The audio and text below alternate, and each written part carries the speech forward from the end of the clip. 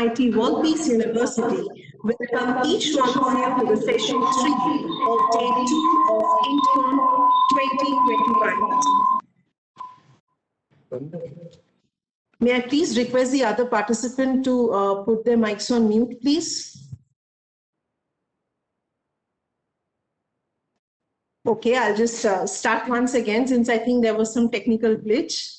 Good afternoon, everyone. I, Professor Chainika Basu, on behalf of Dr. Vishwanath Karad, MIT World Peace University, welcome each one of you to session 3 of day 2 of INDCON 2020-2021. In INDCON, we take up different themes every year. And the theme for this year is creating next frontier in research and development ecosystem, enabling Atmanirbhar Bharat. Before the formal introduction of INDCON and IMC, I shall request my technical team to relay the video on INDCON. Over to my technical team.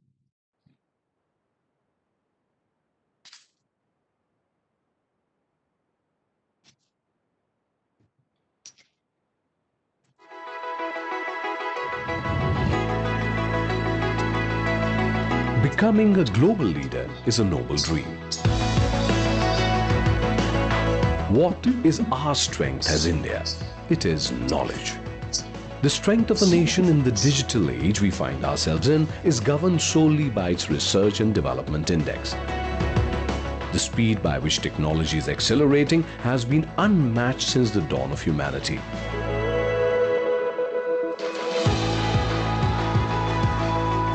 India boasts of the largest manpower pool under the age of 30 in the world. Though we have potentially a gold mine of researchers with us, we barely produce any research. We have to import technology from nations like China. Our universities and our industry do not seem to share the deep connection that they do in countries like the US or China. That is why the IMC's Knowledge Committee, in association with MIT World Peace University, are hosting INDCON, a revolutionary online conference between industry and academia. The way for India to become a global leader lies in its repository of knowledge. INDCON is the way to do so.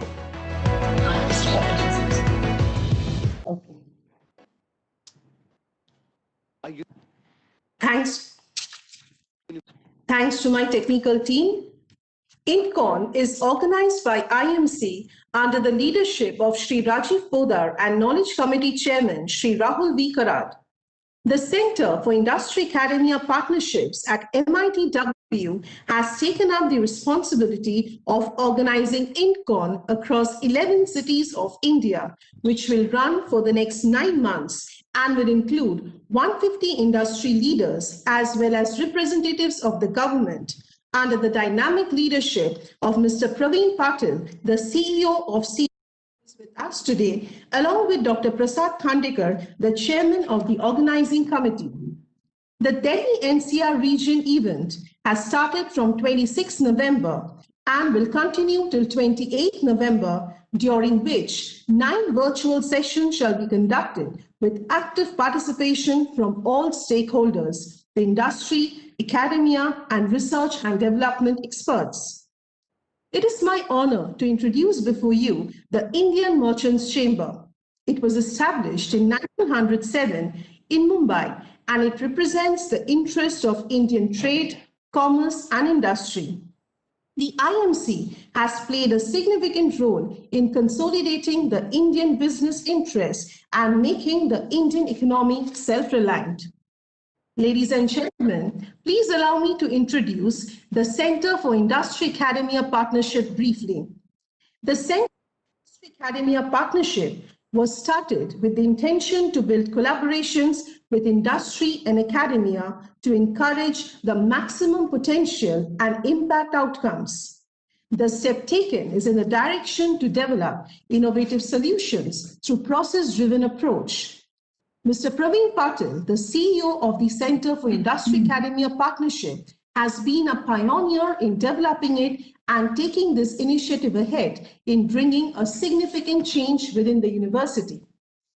After a thought-provoking session of session 1 and 2, including day 1, we have come to session 3 of day 2. The theme of this session is Scope for Innovations in Research and Development in India, the Role of Higher Education and Industries. Before formal introduction of the panel members and the moderator, I shall request the technical team to play the session video. Over to my technical team.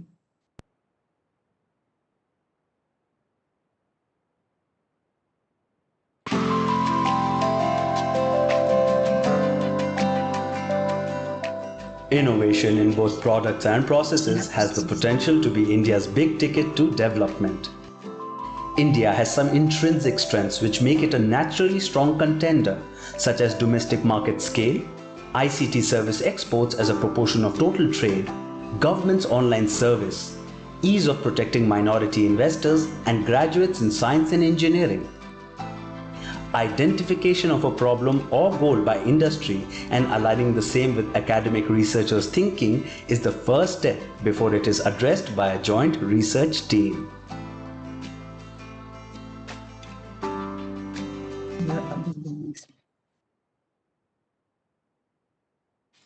Thanks to my technical team.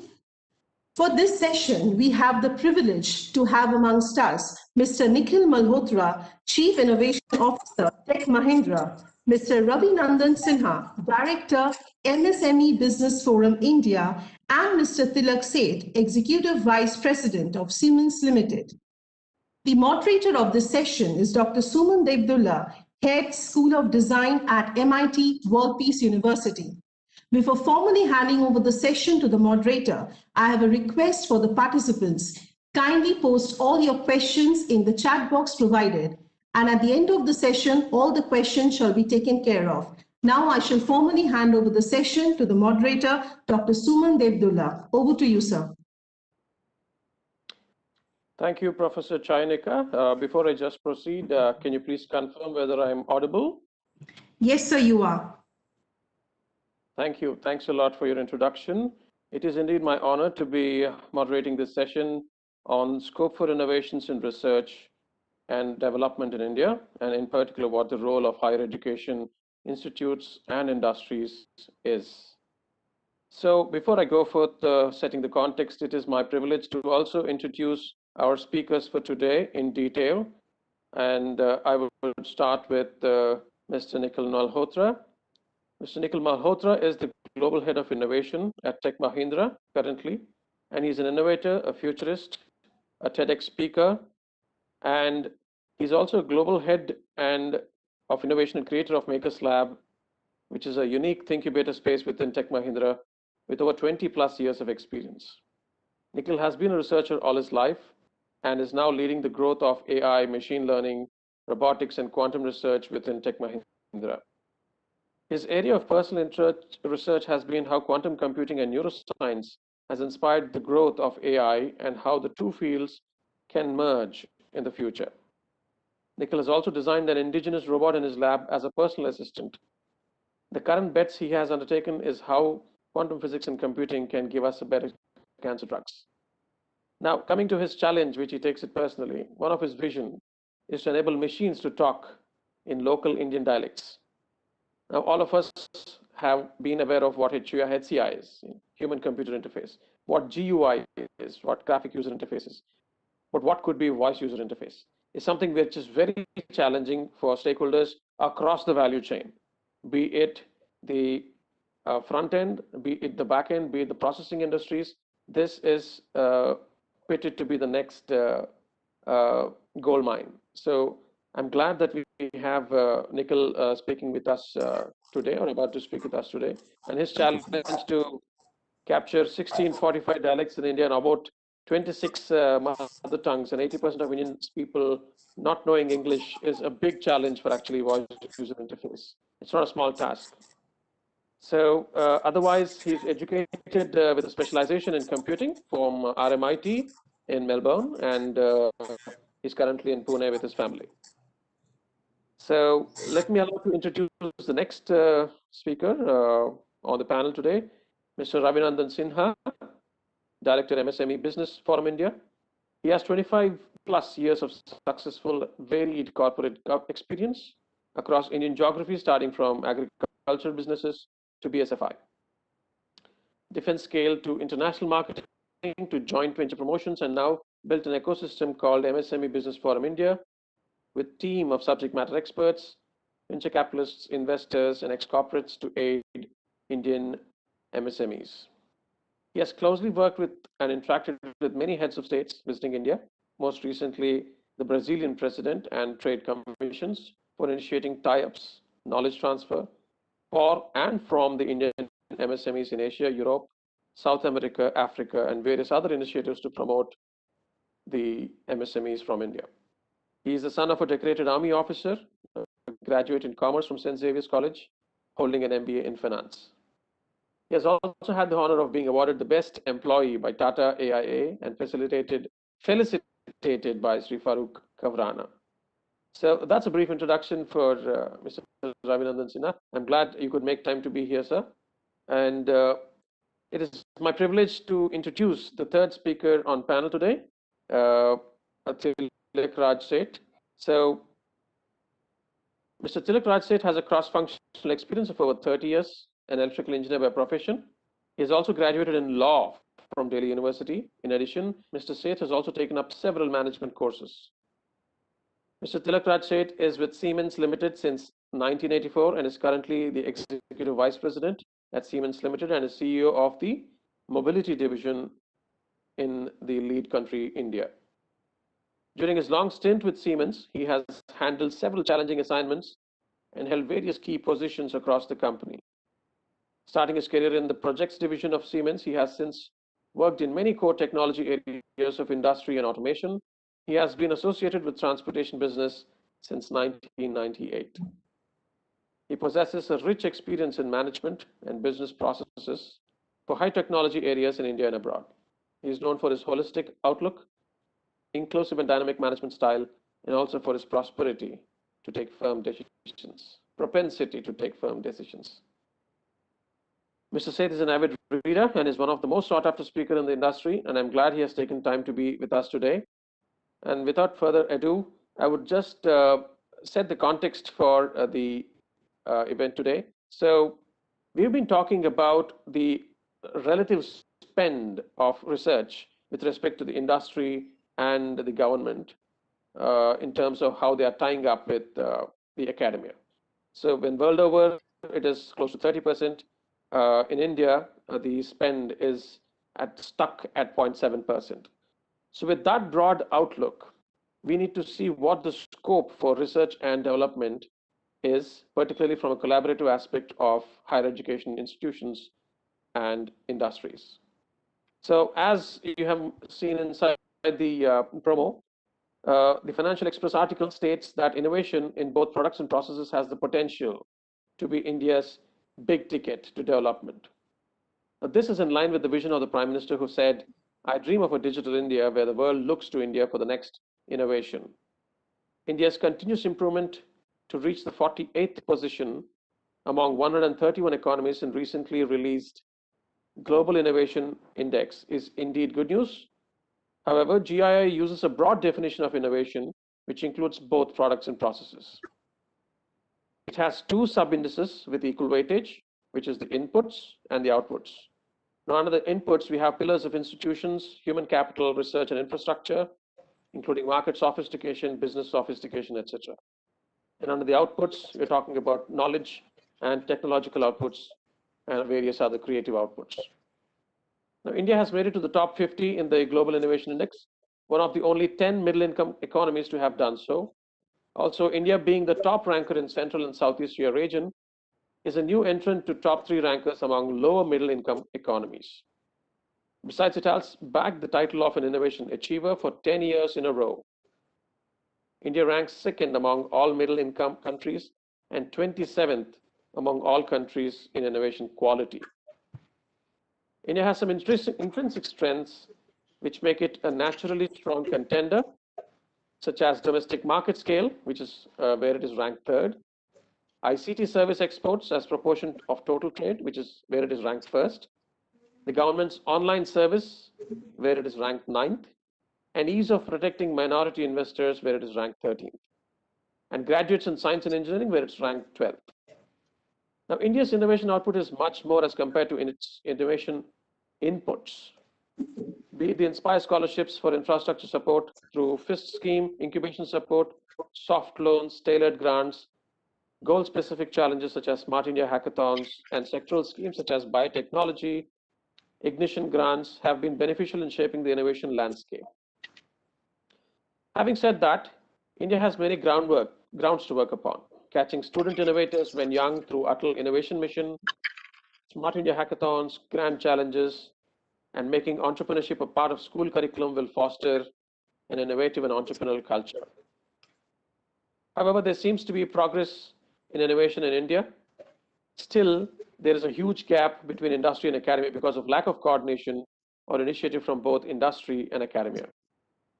It is essential here to understand that both industry and academia need each other for their successful existence and growth for sustainable R&D outcomes. There might be differences because of their functioning in different areas and streams, and the best solution for such a problem is that the partners can work out in the area of identical interests and specific areas where the sources of possible conflicts of interest cease to exist. In India, while the corporate and private sector spends about 30%, the government spends only 70% of the total R&D. In developed countries, spending by R&D by the private sector is much more, as I've been mentioning inside the start of this session. So the partnership between universities and industries for R&D has not evolved that much in India, and for lack of suitable forums and platforms to facilitate this, identification of a problem or goal by industry and aligning the same with academic researchers' thinking is the first step before it is addressed by joining research teams. It is expected that the National Research Foundation proposed under the National Education Policy will meet the requirement for the satisfaction of all stakeholders. So we are looking at a diverse country with a diverse population, different cultures, which nurture very, very well for innovation. However, with respect to the challenges that we have just spoken about, we need to discuss across forums like this, which are enabled by IMC and MIT WPU.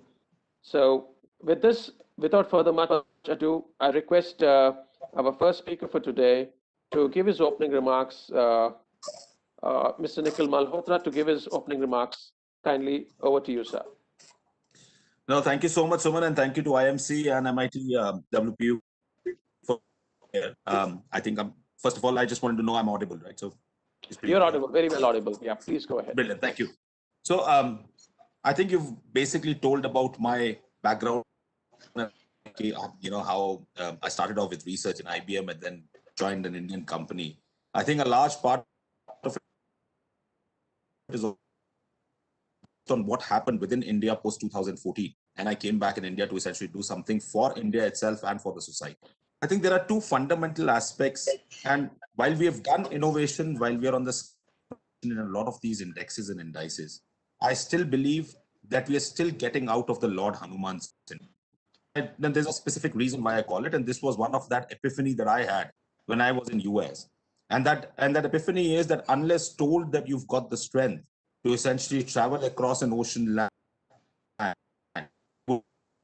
and a large part and percentage of what we do also seems to get across from a Western philosophical thought saying any theory that comes out from there supposedly is right. And I think that's where a change from a perspective of both the industry in which we are thinking and also the academia needs to change as well. And there are n number of problems and n number of solutions that India can possibly produce within the ecosystem itself today from R&D. To name a few, I looked at two of these challenges. One, of course, is language, where we are so culturally, philosophically, as well as linguistically diverse that it's not possible to put us under one common, thread of a language, which is even though that seems to be the national language and we are communicating in that form. The other perspective is our approach towards looking at problems and finding out about the why of the problem. Over a large percentage of our time, or over the last 100 years, we've possibly become the solution providers and the solution goal of the world. Any problem that you have, you come to India, you'll find a solution. It's like a medical shop that I can give you a medicine.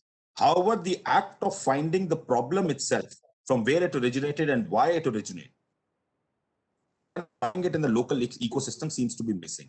So my opening remark is that, and I want to start off with some of the other panelists and their viewpoint is, India is the fringe of almost all countries. And when you say fringe, it is not the fringe of to be, it's the fringe of use cases. Any use case that you find in the world, you will have a divergence up in India. And if you're looking towards that ecosystem of research and development from both an academy and industry, I think both of them should essentially turn their focus to this use case and this ecosystem. Try and figure out that divergent use case from a fringe perspective. And once you solve that fringe, you would have a product and a solution that can be taken across the world as well. And the second point, we have to now start coming out. And I'll take it, and during the course of the conversation, may give you some examples there. But we'll have to come out of that syndrome that theoretically or any theory that originates in the West possibly has the right answer. There may be theories in the internet and in our past knowledge, which we could possibly pick up and do a little bit of research into. So with that opening remark,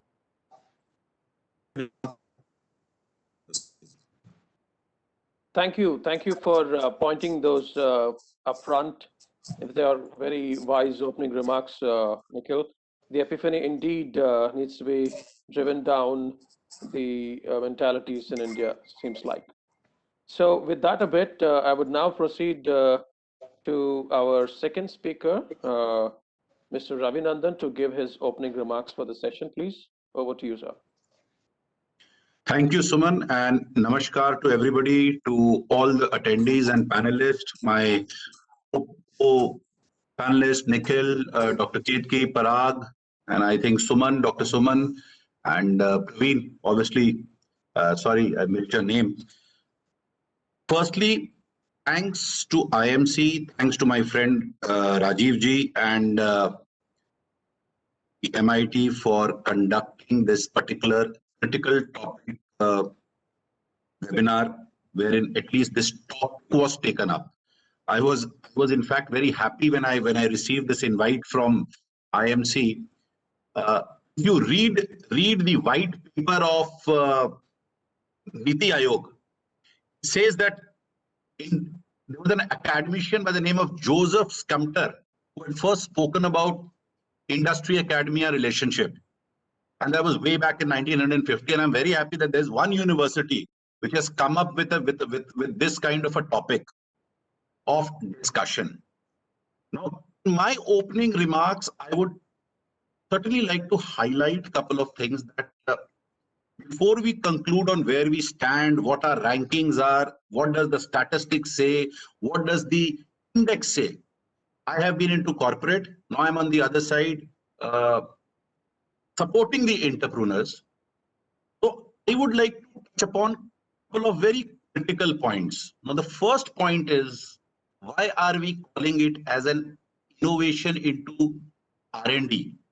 Why not we call it as supporting investment into knowledge capital? We have to redefine what we are trying to achieve to the ecosystem. What are we trying to build? Why an innovation? Why an R&D? Why not correlate this to a knowledge center? Why are we not talking of center of excellence? Second thing, when we talk about innovations, when we talk about industry academia relationship, remember one thing: we are a country which is basically driven. It is this institution, starting from the school to university, which has to change this mindset, and we have to come into innovation driven. We take off examples today when we talk of countries which is very, very advanced in R&D. The first name that you come up with, you think of Germany, you think of Singapore, you think of maybe in technology front Israel. I will not take those names. I will take names of the country which is coming up through their universities, coming up through their university collaboration with the industry, which is Sweden. which is Finland. You take examples from countries like this. USA is far below them. Please check out the number of scientists that we are producing as compared to the scientists that is being produced in other countries. Even though we are considered as we are one of the most young countries, or we are the country where I think education levels are so good that other countries are asking us, because I think the English language that percentage of people speaking in India is highest maybe as compared to in other countries. That's why they are being called every now and then. However, in spite of all this, where are we missing the point? In my subsequent statement, I would come out with statistics. I have done some research before coming into this session, and I want to throw those statistical numbers to all the attendees to show why we cannot reach. I will not say that it is not there. I would say it is there. We have not seen it from that perspective. For research can be divided into, for example, a basic research, a applied research, and a development research. However, in India, basic and development research is already existing. What is missing? The objective which is behind applied research. This is where the ecosystem comes into place. It's very good that we are talking about it. We need to go down. We need to go down in the sense that we need to understand from where will it start. It should not be how will it start. From where it will start. We don't need a drawing board. We already have a drawing board. We need to be taken to the district levels, to the schools level. Nikhil, it is, I think, one of the beautiful points that you said was of Lord Hanuman, which I think I'm going to take a note of it. It's one of the best examples. Hanuman is ready. We have to just give him, we have to enlighten him with his powers. Thank you. Thank you, Ravi, with your 3 points to be noted for. Finland and Sweden as examples is well noted. I'm indeed very optimistic to actually hear further from you in terms of your own research, which you've just mentioned, and going further inside the session. So may I request now Tilak ji to actually give his opening remarks. Over to you, Tilak Seth. So thank you, everyone. I think most of the points you have covered. By the way, I wanted to make a brief presentation. Would you permit this, Suman? Yes, it's possible. Nilesh, can you please give Can the organizers please load my presentation?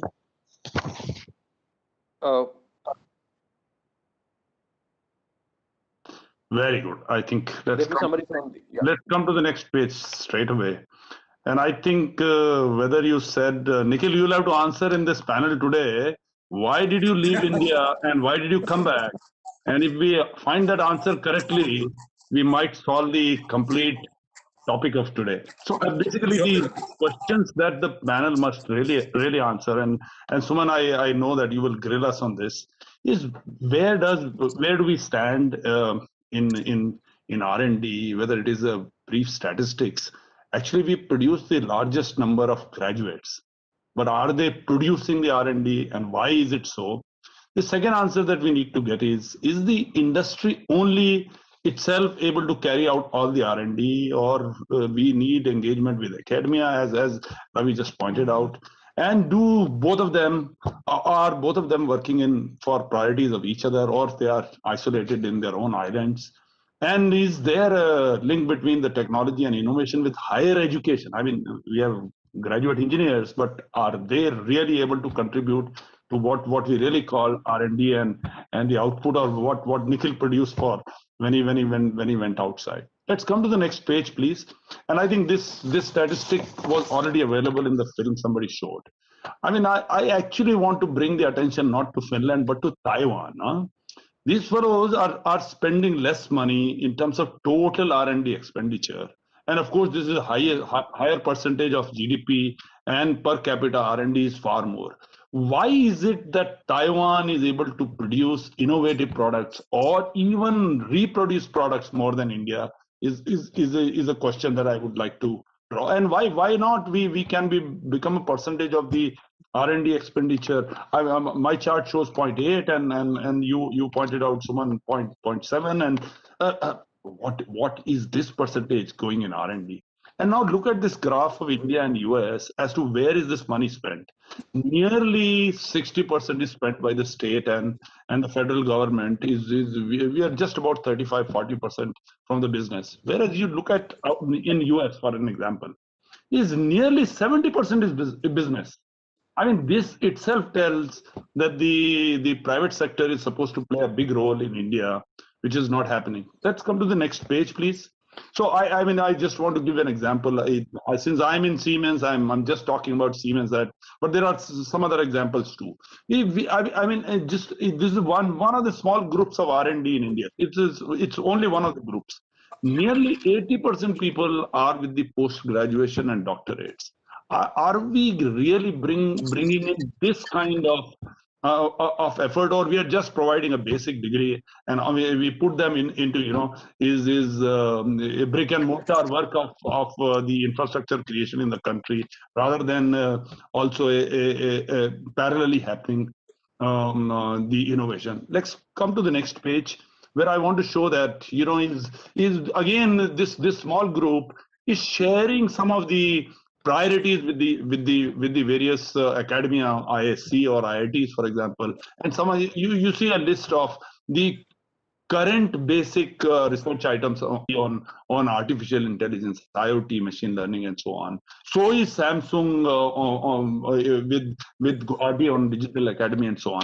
The idea is, I mean, you talked about Ravi, that the Scandinavian countries are doing it far better. You know why? Because the higher education index is higher in that part of the world. Absolutely. Yes. Let's come to the next page, please. So now this, famous ICE or ICE or the so-called high-speed train of Europe is actually, it all started with a collaboration. It's not only Siemens product, by the way, or one other company. It was the German rail, the academia, the industry, all put together in the middle of 60s. And they tried to put together a high-speed train. Those days it was still a headstock pulled, and today it's a modern. It beats the aviation needs movement needs between 500 to 1,000 kilometers so easily. It can obviate the need of a aviation network as long as we are dealing with about 800, 1,000 kilometers. So I mean, such a collaboration. You use the word an ecosystem, Ravi. It is extremely essential to do innovation. And come to the next page, please. And this is one question, Nikhil, maybe you will like if you were in. I mean, NASA, the astronomers and physicists, they are doctorates and PhD, and even astronauts have to have a basic sense of engineering. I think the center of gravity is around the education. And we will come to the education is only the book, as we are producing the highest number of graduates in our country. So I believe the important link of technology and higher education is already visible in a very successful organization. But back at home, come to the next page, even in ISRO, the highest number of PhDs and the masters are taken in that organization. And that organization is a frugal, high technology. It doesn't only launch our satellites; it launches the satellites of the world. So it's what is required is basically, in order that we can have the so-called innovation and technology at a higher level, a nexus, and what Ravi you were calling as an ecosystem is required between the various stakeholders. Come to the next page. And you see here the entire value chain of basic research. I mean, which is science, which lies between the books and the lab, and the advanced science, which sometimes catches the first threads of the technology, and then R&D on technology, and then of course really bringing it on the ground in terms of innovation. This all requires, and I like this word better than a nexus. An ecosystem is required, which Ravi used. Between all of them, industry, academia, is the end user, which is customer, governments, and private funding, as well as scholarships. This Inspire scholarship is extremely good. It will inspire a lot of science and technology students to get into this whole so-called ecosystem. Let's come to the next page. Well, now we come to exactly this question, Nikhil, I was teasing you about. Is why do Indians leave India? They actually want to do R&D. I mean, most of them want to make a good career, but they want to do research. They want to beat the techie. There are no more, no more people want to be the MBAs. They want to be the techie with the Google, and they want to go there. Can we do something to enhance this R&D effort, and that no Nikhil Malhotras go out and they, from the very beginning, contribute in India? Come to the next page again. I think in the last 2 pages, I searched especially this item, which actually matches what's happening in India. We are producing the highest number of graduates. Our people know more facts, but have we trained them to think? Have we trained them to innovate? So Albert Einstein said this perhaps in 30s or 40s, I don't know when, or 30s. And this William Harvey fellow, he's actually a 16th century guy. He's the one who actually searched about the blood circulation. And this fellow also talked about don't remain only on books and dissect. It's a medical example, which, by the way, medical example today is telling the Oxford University or AstraZeneca perhaps are able to do far more frugal work than if it is lying only in the domain of only industry or only in one center. Well, with this, I would end my talk. I believe that it is actually I have stolen from what Nikhil actually said, partly, and what Ravi and Suman, you yourself said. Thank you. No qualms on that, Tilak. Thank you for your exhaustive presentation and remarks to start the session with. Several points that you have noted are already challenges. And indeed, that is also the first question to the panelists. And I would request Nikhil to start as to what the challenges are with respect to the particular question that we're talking about today. So I would want the panel members to focus on what the current challenges are to address the building of collaboration between industry and academia. Yeah. So now I think, first of all, let me answer Tilakji's question. He asked me a question saying why. Yes, okay. Why did I come back? No, I think he's bang on target. I think he's absolutely in that PPT. And to be very honest, and I will share it from the bottom of my heart, that I went to US because R&D opportunities are much more prevalent, or were much more prevalent. This is 2010 that I'm talking about. When I went to US, why did I come back? There were two reasons. Of course, I had a little one, but there was another subsequent reason. The regime changed in 2014. And I saw a slight change in what India was doing. That was number one. But number two, I fell in love with what was going on from a Vedic point of view within the Indian story. We hardly realize a part of it. And I'll give you some very, very core examples. You to close your eyes now. And all of you in the panel or all of you in the audience can actually close their eyes for 5 seconds and traverse the alphabet to do it. I don't have to, this is no brainer. You can close your eyes. You can essentially do that A to Z. But if I was to ask you a question now, close your eyes. Z to A. Problem, you will find a little bit of time, right? You will still be able to do it slowly. This formulation of how this happens is essentially bred into the genetic system of your neocortex, which is the seat of your intelligence. This seat of intelligence that was set up into neocortex, and which is a part of my research where we bring in AI with neocortical principles, is the route at which the Indian education system started. Not 20 years, not 30 years, but about 4,000 years ago. A large part of the information that was granted to students was actually more Shruti and Smriti, in the sense that people were speaking and people were grasping and remembering. Somewhere or the other, when Indian students today join high school or school, this is now tagged into a facet saying, "Tu ratta maar raha hai." Yeah, this is a memorization concept. Please don't do rote learning. The ideology that people don't understand is that in a large sectoral way of what we did as education was essentially tapping the centers of the brain for memory, for temporal sequences, as well as for the motor neuron response on which the brain is built. That got my attention, number one.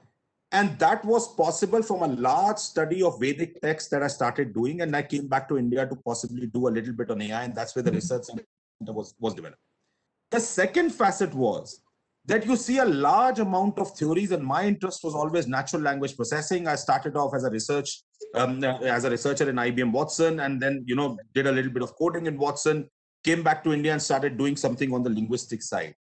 Indian grammatical theories were fantastic in the way they actually ensured how communication is encoded between you and me, which means that whatever I'm speaking and your mind is decoding, it's a thought process, but your thought is continuous, whereas the words that you use to communicate are very, very discrete. It's a discrete lexicon. So there's a bandwidth problem between the two. That bandwidth problem was solved by Sanskrit and Panini. So if I say ahem gachami, if I say gachami ahem, or if I say just gachami, Panini's genius was to actually say where does the information root lie, and that is the word me, which is gachami. This caught my attention, and that's why I came back to India. The core challenge of why an ecosystem of R&D between not just the higher educators or the education system as well as industry, and how do we develop this, lies at the education that we do with our schools, with our kids. And I think that needs to be sorted out from a governmental point of view, where when we teach them English, where we teach them the world, geography and history, I believe that a large percentage of what India has gone through and our own scientific base has to be taught. I think there are so many fallacies that we live in, and you would be living in so many fallacies as well. Sanskrit, religious language theme. Sanskrit was used with rituals. This was not done because of this. This was done because of an astronomical view. I think all of that has to be decoded down into a language where our kids understand that this was scientific, this was logic, that same science and logic carries out to the high school, and that same science and logic carries out to the higher education, where people are more proud of saying that I have this culture of research and development. We founded these things, some were wrong, some were right, but we can continue following this path or continue following the R&D path. I think for me, that's the core challenge at which India faces today. Even though we are on some indices on the innovation plane, we still do not have the pride and the confidence to say that this is ours. And I think that's a pivotal point that I wanted to make over. That's wonderful, Nikhil. Thank you for your very insightful comments. Indeed, I realize that I'm speaking with a very hardcore researcher at heart. So when you talked about natural language processing and your background work with IBM Watson and your interest now in the voice user interfaces to start with the Indian dialects, now I get where you are heading. So I just have a question. So if you're talking about the national education policy, I'm sure you must have at least seen a draft of that. And there is a wide-ranging debate about yesterday's newspaper article on IITs and NITs to start teaching in the mother tongue. How big a point is thinking in one language and then learning in another? It's fantastic. I think it's fantastic. I think this is one of the best moves that we have done. I think I would even go a little step further, and maybe if we meet after a couple of weeks, I'll be able to show you what we were thinking about. It's not just teaching in that language. It's also connecting to the computer in that language as well, and your language. There are two things that happen. Again, your thoughts are basically strokes on the marker. If I actually today on your whiteboard draw something like a mouse, it's basically thoughts being produced as some strokes. These strokes for a human brain actually becomes a metacognition point for them to essentially take it further. So even if I draw a little bit of sun, you would notice that about 95% of people in their own way would have thought about how they visualize the sun. Their morning rituals, to when they went to beach, to what happened to Corona and what happened after the pandemic world in India, what was happening in 2019. One single draw of a sun can actually induce so many thoughts in the brain. So the thoughts are a continuum, whereas the language that you express is very, very discrete. And there's a balance that I want to maintain. I want to maintain a balance between brevity and precision.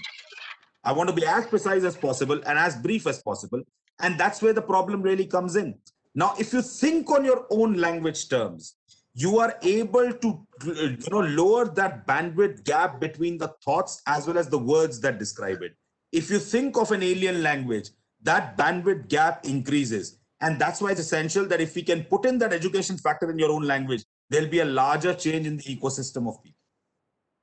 Great, great. I'm just thinking about the kids of Gen Y who can actually understand one language but can't read or write that language. I don't want to ask that question because of the paucity of time on this session and to be aligned with the question today. So I would request Ravi to speak on what the challenges are with respect to his metrics he was talking about. I'm very curious to see his research. Over to you, Ravi, on what you think are the challenges. Thank you, Suman, and very insightful, Nikhil. I think we have to catch up again. Tilak sir, firstly, thank you so much for a lovely presentation. Now, whatever I'm going to speak is going to be added to what maybe you were supposed to add or you could not add on it. But I'll give you certain statistics, sir, and I'm sure Nikhil will agree to it. Where and what are the challenges? Now, Dr. Suman, just think of it. Yeah. How many courses of entrepreneurship do we have in India? How many universities are promoting it? It's a very good question. Why did Nikhil went to US? I would like to add, there are many students from MIT who will be listening here today. And I want to ask, a lot of students want to do research here in India. Now look at the research statistics of India. 180 per thousand, 8 scientists per thousand as compared to 180 scientists per thousand in Canada. That means there we are promoting higher education. Here, what we are doing is we are not promoting knowledge centers.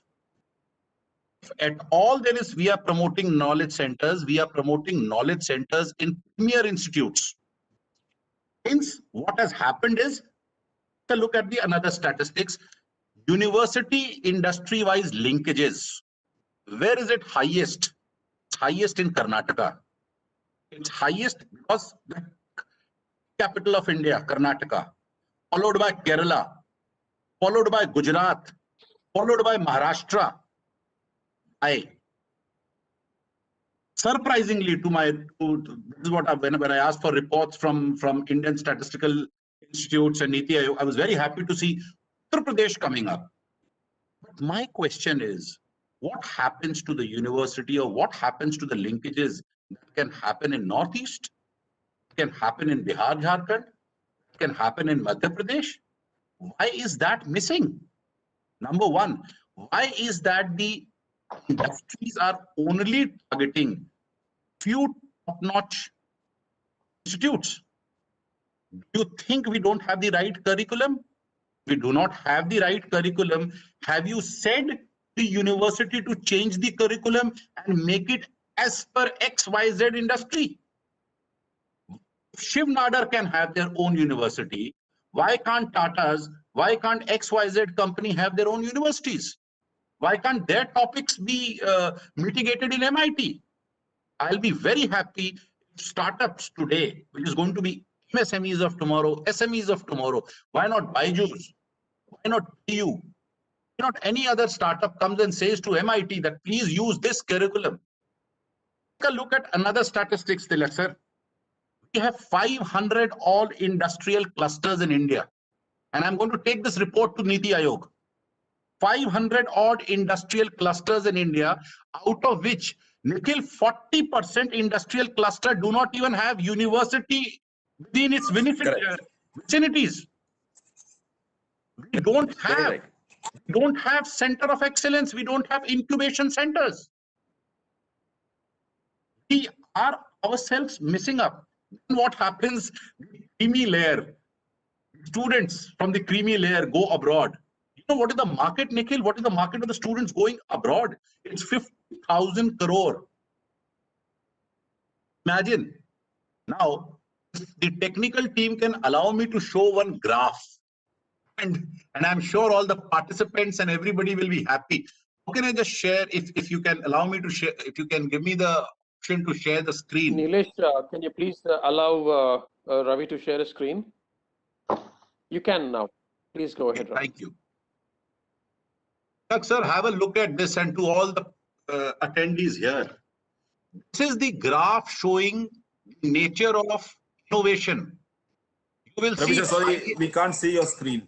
You possibly have to perhaps we need to wait a bit. Just a minute.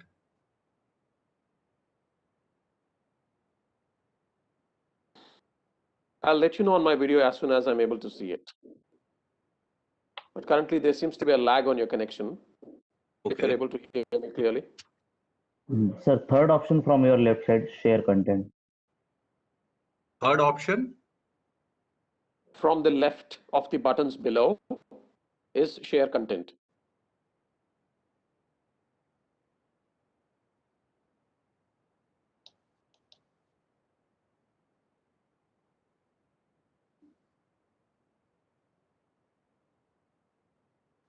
Yeah.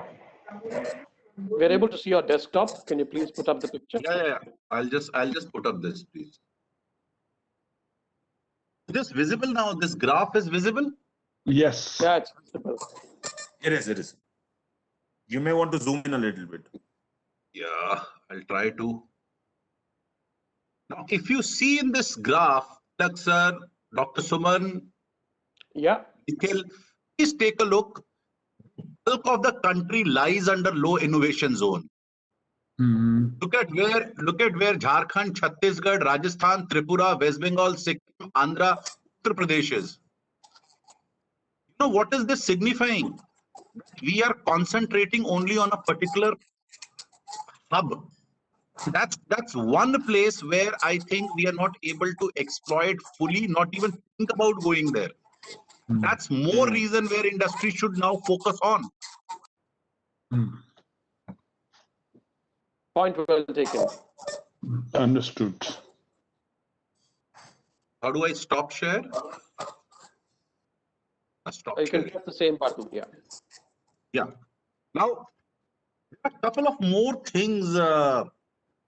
Tilak, that I would like to inform. Look at the number of R&D institution in India. You'll be surprised. Sir, I was surprised when I was making this paper. 30% is in South India, 38% is in West India, which makes it almost 70%. 30% of the R&D center is now in North and East. We are lacking to places talk about innovation and collaboration between industry and universities. Why is that all the things are happening only at this 38% of the market? We are not even having university presence. Why are we not? We all know about innovation program.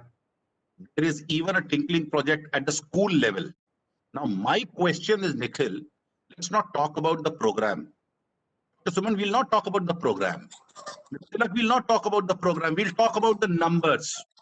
How many universities have taken advantage of this Niti Aayog policy and put it in their universities? Let us not. MIT has taken this very, very critical subject of industry coming forward. We should also talk in terms of where are we missing out? What are the numbers we have achieved? I'm telling you, Government of India has started a very good program called aspirational districts, wherein they are monitoring the KRA of each and every district. Similarly, we should also monitor we have to grow in terms of knowledge, in terms of innovation, in terms of R&D. How many of us have achieved in bringing industries to collaborate with us? Is industry collaboration only into the one segment of South, or is it as a practice? Nikhil, I'm talking of Mr. Tilak. I'm talking of a best practice. An industry has to mandatorily participate. Yeah. I come from a BFSI background. BFSI was a very reluctant into thinking of innovations. Suddenly, the fintech industry came in. Today, the fintech industry is running fast. Why was that innovation not coming in? Why is that we did not go? Because we never anticipated. My point number one. Second, very, very important point is, Dr. Suman, again, numbers. I talk numbers. We talk of global R&D spenders. I was surprised when I was preparing for this webinar. Surprised. In India, it's only 26. Only 26. You'll be further surprised. Out of this 26, we have only I think 9 or 10 from the government sector. Private players are not coming out. More than that, we have never seen MSMEs as a potential segment. Why can't we have even them? They are giving maximum number of employment. We have never seen them as a potential segment also capture into innovation. Their scope be mixed with the universities. We have neglected them. I'm thankful. I think I should not quote this, Nikhil, but I think COVID has made people talk about MSMEs. Rest people were not even talking about MSMEs. Last, Dr. Suman, where are we lacking is we are very, very, as I said, we are very, very product oriented. At all, we have to think about R&D innovation. We will think only in pharma, automobile, software, and IT. Our world finishes after that. And I will say to all the attendees, everybody who will listen, the world starts from here. In India, start innovation or whatever R&D you want to do in agriculture, and you'll never look back. This is going to be the future for next 20 years. Go into edutech. So see how edutech companies are rising. Sir, gone are the days when we think about certain segment. I'm going to give you a very small example because I work with one of the biggest investment pool of Spain. They are funding one of the biggest startup in India, which is into augmented lenses. And that company, second priority is agri. Imagine where the entire focus is shifting. We were only initially starting to focus pharma, automobile. Now the thing is we are shifting ahead. I think this will really give us a quantum leap. That will be some of the points which I feel is relevant in this context.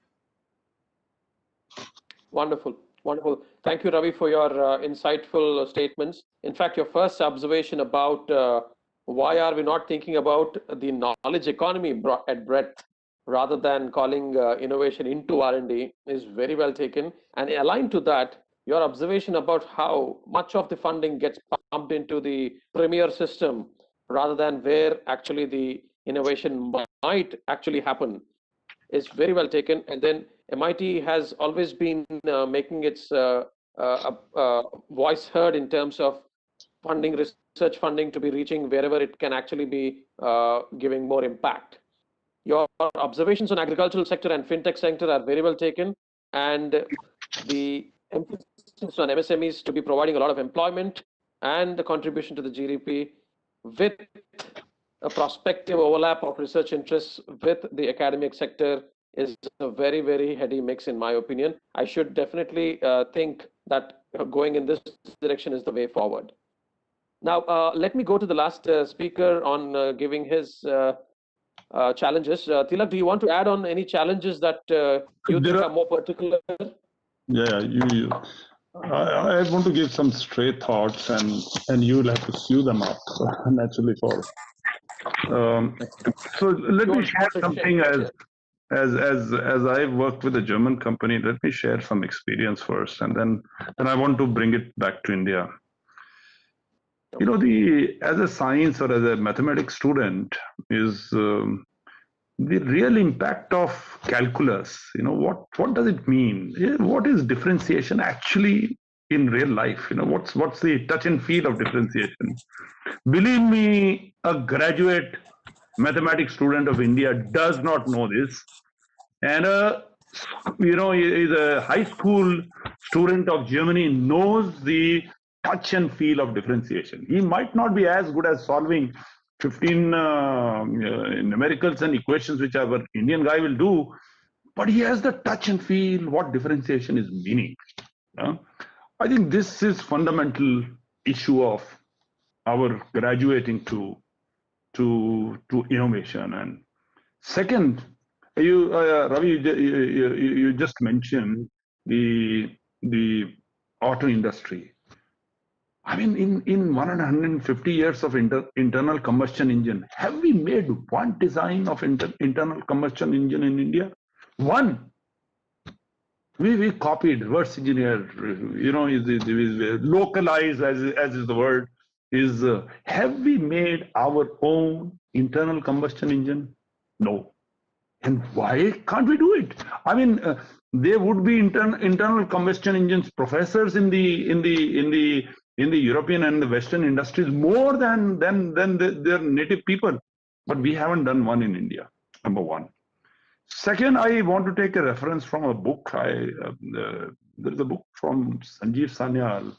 Those days he was with Deutsche Bank, and now, of course, he's the one of the chief economic advisors of the. There's a book called Indian Renaissance, where he dissects where we stopped being innovative. People blaming it on the raiders to India, whether Mughals or British. He says we lost innovation actually 1,500 years back, 1,000 years back. He says we were at the peak of innovation when we were not conforming. And then since you talked about so much about languages and this, actually Sanskrit or Prakrit was adapting, evolving. The moment it came to now, it is the end of it, and everybody has to conform to it. That's where the innovation died. And his book cover is, I'm not selling that book on, by the way. The book cover is horses. And he's talking about Marco Polo's comment that when he passed through India, he says the princes on the Malabar coast, they get every year shipload of horses. And they die and they continue to, nobody was maintaining them. And when I was reading that book, actually those days, the Kingfisher was collapsing. Imagine the Kingfisher planes, the horses, and we could put them and we didn't know how to run them. So I think we are not equipping ourselves, as somebody explained, to really do, because I think we have gotten into manufacturing, supplying at localized industrial centers, rather than the whole society and our community going up in knowledge building, innovation creation. I think these are stray thoughts, but they fit into, and then of course, Suman, you will have to sew them up. In my opinion, is a small step by the Prime Minister on the draft education policy. I think it will bring in a dual vocational or a little bit more touch and feel than our just an engineer who's passed few exams and a scientist who's just a good physicist in terms of numericals rather than an ISRO scientist. Back to you, Suman. Thank you, Tilak. Indeed, they are directed. And although stray, let me do my job of connecting these. Indeed, it was a pleasant surprise yesterday that Bounce in Bangalore is ready with its electric bikes and with all approvals. A related point was Elon Musk becoming the second richest because of his shares being valued so much. Now we're looking at a country which is US, wherein the entire nation is built around cars. And as you rightly pointed out, these all were internal combustion engines, be it diesel or petrol. So from that perspective, there's change happening there, and Elon Musk is, as you know, is a different thinker. I don't want to mention that he's a dropout from Stanford. He just spent 20 days in Stanford. So it's not much credit to Stanford or dropping out from Stanford, but there's definitely a way in which we need to think differently. And I'm trying to soothe them up with what Ravi has early pointed out in terms of change of thinking, in terms of knowledge centers, and what Nikhil has pointed out in terms of how we should leverage our own tradition in terms of enabling us rightfully and logically so towards being scientific and innovative. Dr. Suman, yeah. I just wanted to reiterate one thing, and I would love to hear Dr. Tilak's comment, Mr. Tilak's comment here. Sir, out of the 500 odd industrial cluster, 35% do not have a university in the vicinity. Yeah. Let's take a note of this. It's a serious issue when railways, I'm from the rail industry, so excuse me to give examples from the rail industry. There was talk of set up the engine building factories in Madhepura, Maroda, and people were dying. Where will the engineers come from? And why should we, I mean, most populous state, which is able to provide labor to many other, why should we even have this, that there is no industrial bank? What you might get Biharis to come back to work there, even engineers and everybody. But why would you not have an industrial center in a state which was, before partition, Bihar and Jharkhand was richest in the resources? Why would you made a point, Ravi. Thank you. Yeah. Great. So,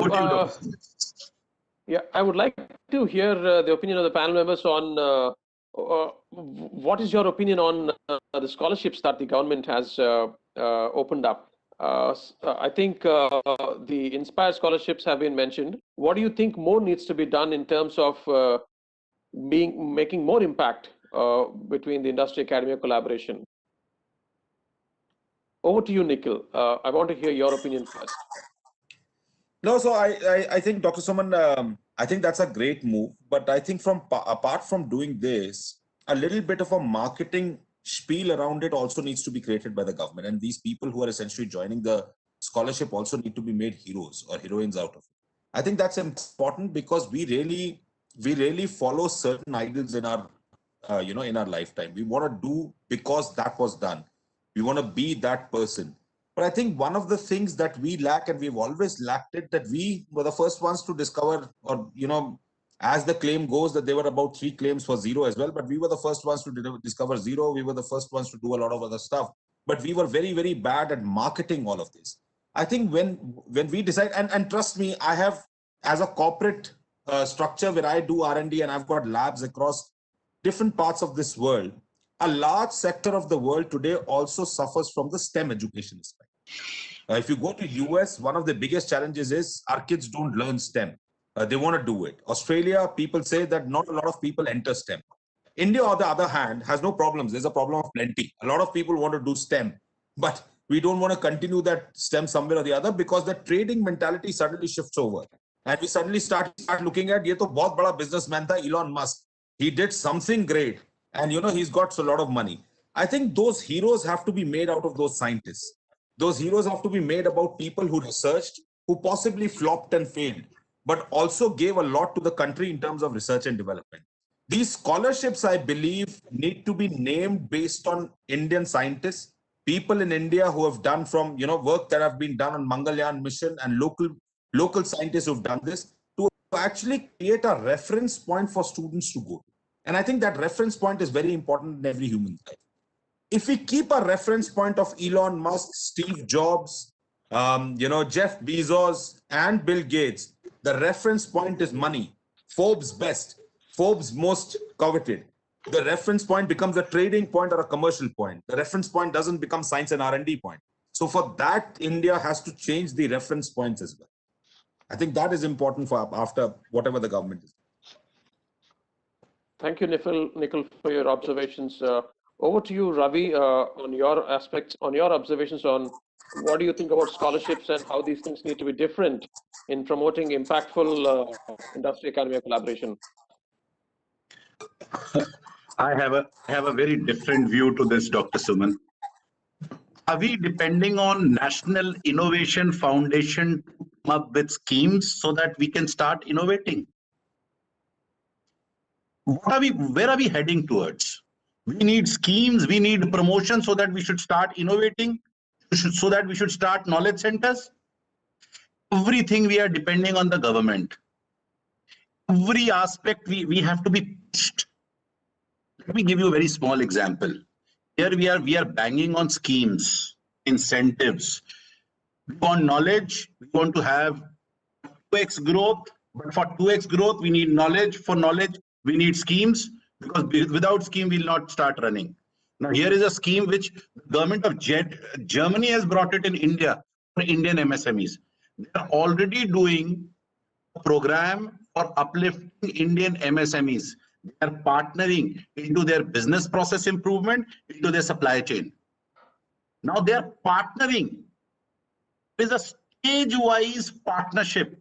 I would go back. I would say government should rather not come out with schemes which are brilliant in nature, which is awareness schemes starting from school to district level, national level.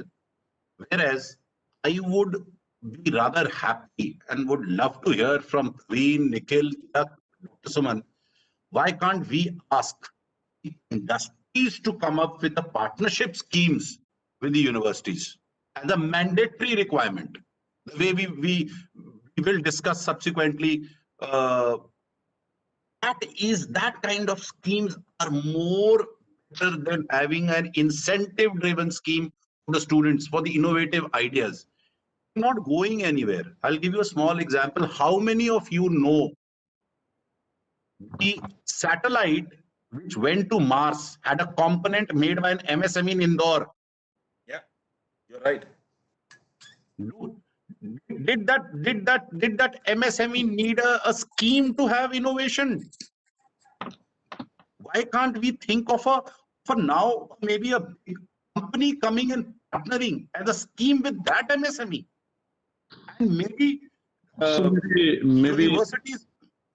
Maybe Dr. Suman, if you let me come in here. So first of all, I think it's not a simple pill that Modi knows. Yeah. He sleeps in the evening and in the morning he tells a button and everything is soft. It's a very complex situation, which is that actually the threads are linked even in the socio-economic fabric of our country. I mean, how do you really get the best talent, which is still a little boy or a girl, and is tomorrow's scientist or even the innovator of Indore? First, that person needs to get a chance, and I believe scholarships both from the government and the private are essential. And I'm saying it very emotionally because I did my basic education on government scholarship. I studied in a public school. Those days, Ministry of Education had those merit cum means scholarships. It helps. It gave me an opportunity to learn. Now I totally agree first with Ravi's statement. It can't be only scheme, but I still maintain that schemes need to be there. Siemens is also very touchy about this topic, and we have now have nearly over a span of 5-7 years, nearly about 10,000 scholars spread across the engineering institutions, studying at with the aid from, and those people are very, believe me, otherwise they wouldn't have got a chance to do a comfortable study. So I think, having said that, a general attraction, and I go back to what Nikhil was saying, is attract the talent in terms of creating role models.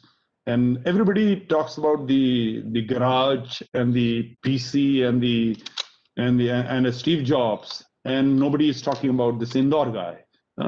Is one, and people did talk about. I mean, the Nirma, the Keshubai was talked about. He was an innovator. Why can't we talk about this? I think role modeling is important. Innovation needs to be brought up in all 4 pedestals of our society, which is the which is the academia and the government and the industry put together. I think it has to be a joint effort. We are a large country. It can't be solved so easily like in Singapore or like in Scandinavian country.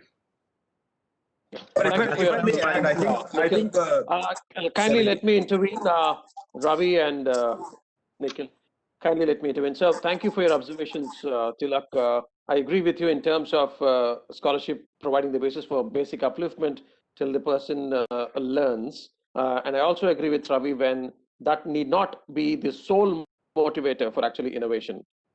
So I also take Ravi's point of mandatory collaborations from MSMEs with institutions in good spirit, particularly when technical institutes, bodies like AICTE mandate internships. Now, when they mandate internships, it is one point. And the reverse also should happen, in my opinion. And when it happens, the way in which you were mentioning about not only focusing on the premier institutes, but also on the neglected parts, I think there's a lot to gain from there. So with that a bit, I would now request the panel members to focus on the National Education Policy 2020 and what role it might be playing in the R&D innovations in India, or if you might want to ask, supporting innovation as a knowledge center or knowledge centers in India. I would start this with Nikhil. No, I think I just had one point before I actually get into the national education policy, and I completely agree with what Tilak was saying. I think a role modeling is absolutely essential. And one of the feedback that can be given to universities as well as to the government is possibly on the lines that when you make a scholarship, give it a name of an Indian scientist to that scholarship. And give it the name of not just a well-known Indian scientist, but people from Indore who've actually been doing. Because that would prompt that student or that innovator to go and search and research about what's going on. Who was he? Who was she, right? And that would essentially create a kind of a larger foray of education perspective in what people would do. I think from a national education point of view, I think it replaces the old education policy. I've read a part of it and a little of it and the changes that they have done. And I think I've been privy to one of the other sides of this policy where they're essentially trying to create student innovators, or in purview creating student innovators. MIT ADT, the other arm of WPU, runs the MIT ADT program or the SIP program or SIP 3.0, where students are producing something for the society. And I've seen some fantastic results coming from students from grassroots level. And just to give you an example from some of these students who are doing it, a student in Jharkhand today walks 45 kilometers to actually get his education. And that region is really about lower middle class or lower income group of people who are essentially there. And they are very, very malnutritioned as students.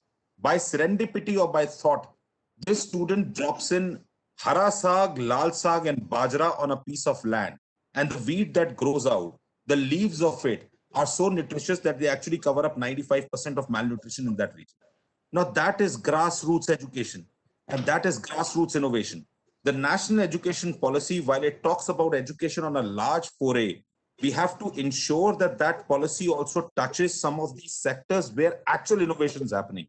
And I'm seeing more innovation happening from a rural sectoral point of view than the urban sectoral point of view. And that is where India would really drive its entire innovation. And that's where the education policy is covering to a certain extent. But there is more scope in order to do that, in order to pull those people from that particular part of the country into the mainstream of the system. I think that's important for the NAP.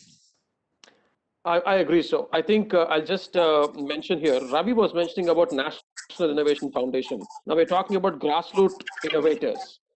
Now, how do we actually solve this problem? People who have been facing the problem the most are the most motivated to actually solve the problem. Now, when you actually helicopter the problem to some hackathon, those students who are participating in the hackathon might not actually be that motivated to solve the problem, right? So in a way, this actually relates to the density of universities per industry sector, which Ravi was talking about. So how do we solve this problem in terms of a policy? Nikhil, your comment on that? No, so I think Raviji is absolutely right in his perspective in saying that we need a kind of a different approach. And maybe why call it a university? Why call it a kind of a unit that is there? Maybe the industry over there reaches out and picks out these people. And I think that's the best approach. That's the whole theme of how ecosystem would develop. Universities are centered around urban centers, or let's say in semi-rural centers where they're providing education. But this grassroots education or grassroots innovation cannot be picked up by universities, by government, etc. I think the industry would have to jump in.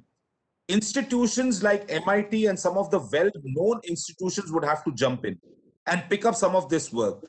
And I have started this. I've started a scholarship for students like these in Tech Mahindra called the Kalpana Chawla Award.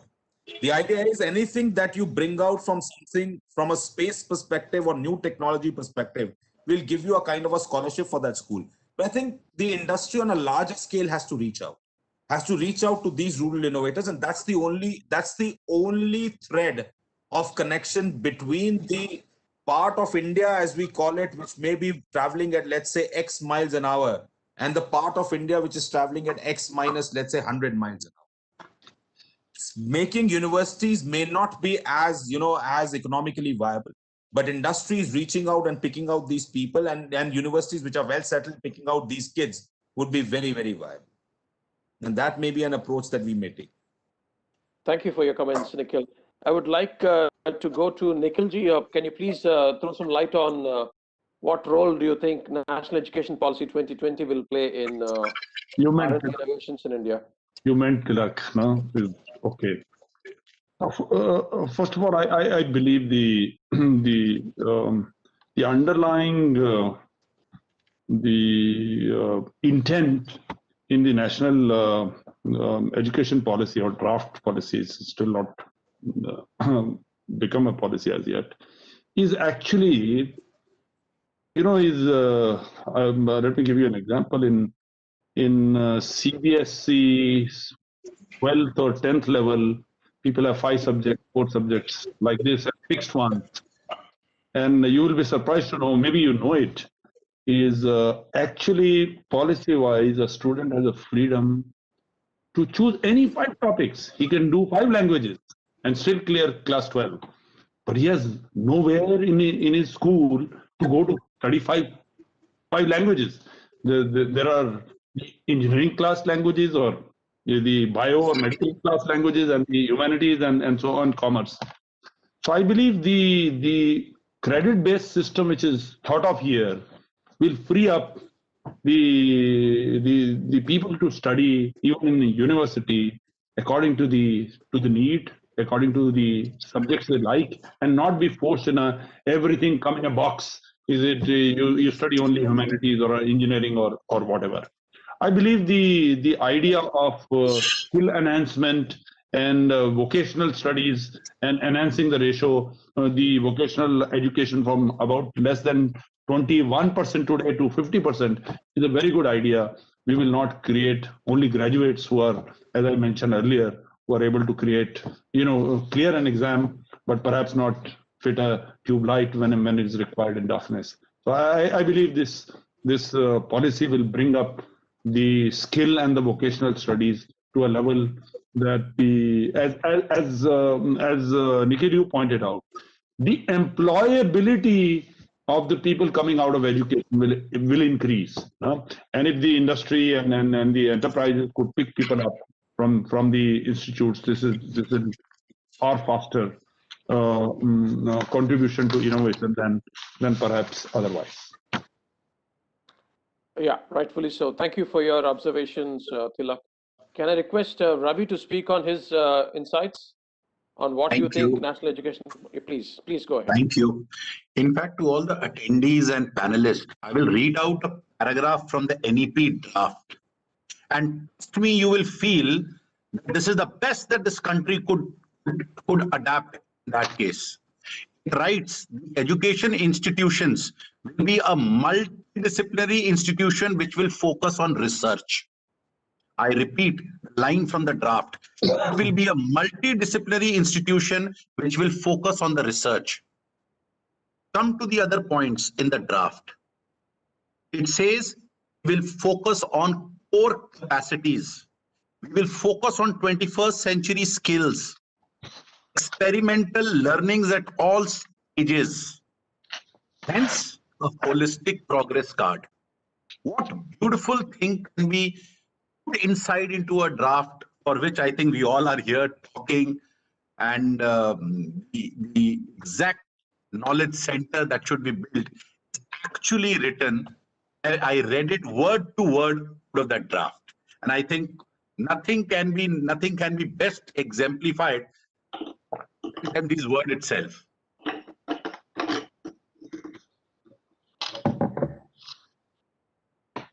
Ravi, are you still? No, I'm through.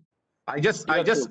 wanted to highlight the point of focus on which government is now working, which is yes, and holistic progress, and yes, focusing on research. Thank you. Thank you for noting those aspects. Yes, indeed, there are several aspects of the national education policy where they re-emphasize inculcating the vocational aspects, wherein, as Tilak has mentioned, we're not just talking about passing graduates, but passing graduates who are able to actually fix problems in and around them immediately. So with that a bit, we have come towards the end of the time of the session, although the topic is much broad. So I would like to have a brief summary on these things. We've touched on aspects which are related to the mental aspects or the cognitive aspects, where Nikhil has mentioned about how important it is to actually focus on logically driven tradition and emphasize on how these things can leverage innovation in terms of how we think, act, and innovate whenever problems we are facing with. And Ravi has spoken about his observations about the density of universities in the north and the south, and the divisions that it creates for MSMEs and their innovation, particularly when their collaboration with universities is hindered by a divisive approach, or rather a selective funding of premier institutes rather than bodies which are very much locally available. And I also observe that comments of Tilak on choice-based credit system being very good for students in terms of giving them the freedom to choose what they want to learn in terms of what they want to be and solve, rather than as a box approach. So with that a bit, I now invite Praveen Patil, who is the head of CIAP, to give his closing remarks for the session. Praveen, are you there? Yes, I'm there. Over to you, Praveen, please. Yeah, good afternoon, everybody. What a wonderful session on innovation this afternoon. Normally, afternoon sessions are supposed to be difficult to keep people awake, but I think the discussion, the richness and the quality of discussion that happened here really kept everybody on toes, and I compliment each one of the panel members. Well done, Suman. I think you also moderated the session very well.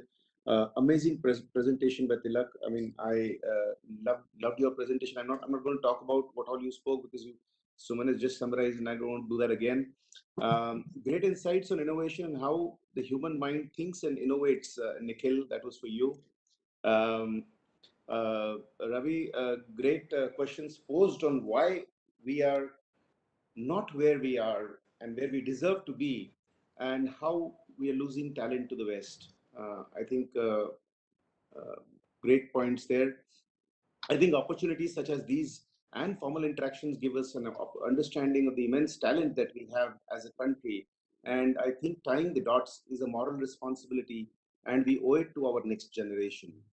I think discussions would go on and on, given the kind of richness and the quality of discussion that I was hearing all along. However, due to paucity of time, we have to close the session. However, we should connect offline, as Ravi mentioned. We must. Nikhil, I was quite impressed. I've been hearing about you through my team. A lot of our students are engaged in internships with you. But I know with you leading that initiative, our students are in safe hands.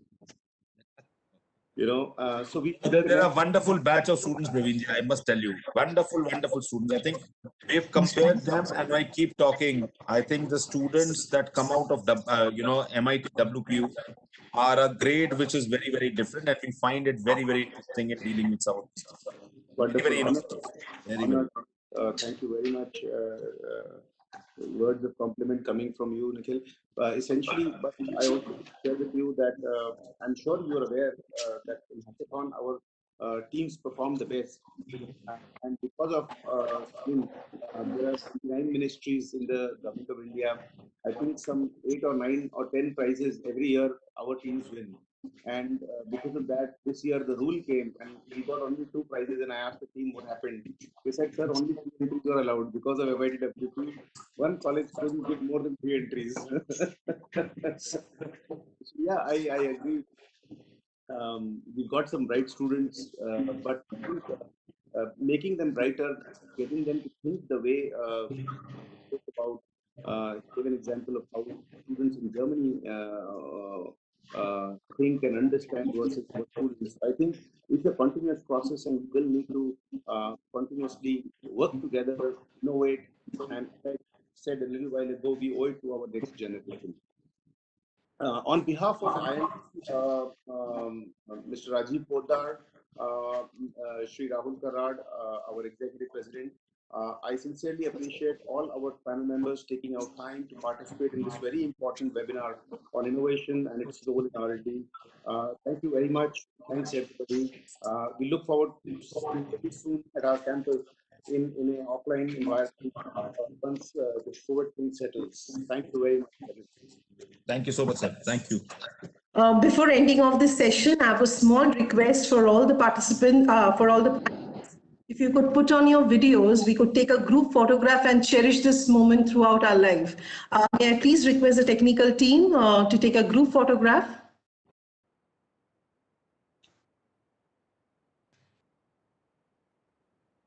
It's done, ma'am.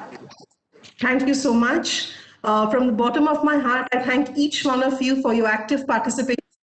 Tomorrow we'll meet, it's a final day for the Delhi NCR region. Sharp will meet at 10, and the theme for tomorrow's first session is identifying the potential of research and development in India and understanding the challenges faced by the academic institution to strengthen the R&D within the university.